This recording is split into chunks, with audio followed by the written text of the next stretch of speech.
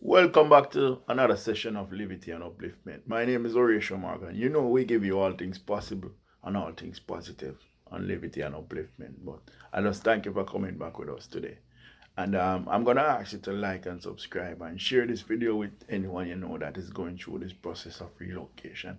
As we go to part one of this series, we'll definitely be enlightening you. What we're going to be looking at today is really the difference between education and certification, and to a lesser extent going into experience, right? So when you go overseas, you're gonna need to have, for some sectors, education, certification, and probably experience. Back home where you're coming from, like me, I came from Jamaica. We just had education in some sense, and we went out there and we could find a job, or we could get into an area, and then we get the experience and the certification after. But coming overseas is a totally different thing. So in terms of education, you could have a BSc or MSc or whatsoever. What in some cases you're going to be required to do an equivalency of that program that you did to assess whether it is at the level of an American degree. That's the first thing you need to know. So depending on the area that you're going into, then you're also going to need to do some certification, such as teaching, for nursing, for engineering, for some vocational areas. You name it. It's the order of the day.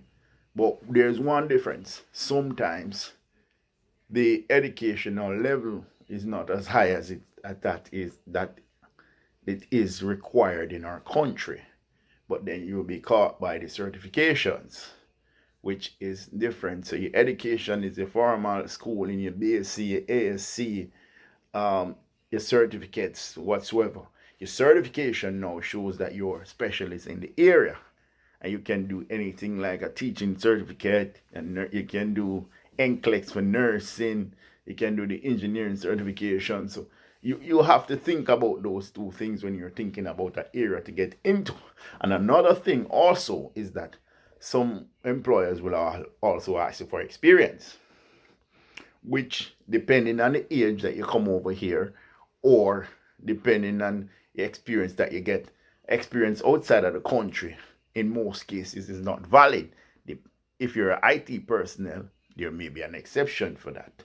A nursing person, you might get a bit of a leeway, but you still have to do your certification. But in some areas, they will not take your experience. So you will have to go back from scratch to get into the area. That takes me to my next point of internships and fellowships. You can try to get into those because you're generally required to start back from scratch in some cases. And getting into an internship will show that you know what you're doing and that you have some experience in the area. Likewise with some fellowship. You will use that fellowship to show that you have experience in the area. And a combination of both in education, certification, experience will definitely put you ahead in your field. And what a lot of immigrants do is that they go back from scratch and they quickly move up the ladder. But you have to know how to behave when you get into that organization. I have another video coming up, and I'll speak to one of my guests about what is expected of you when you relocate and you go into a job. But bear that in mind. Education, certification, and sometimes experience.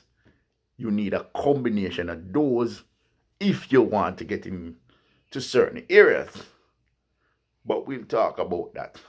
So, we have come to the end of this video. What I want you to do for me is to like, subscribe, and share this video with somebody who's going through the same thing. Somebody who's preparing to move or has moved and is having a difficult time going through. We are here to help you. We will help you. So on that note, I want you to be blessed and be strong.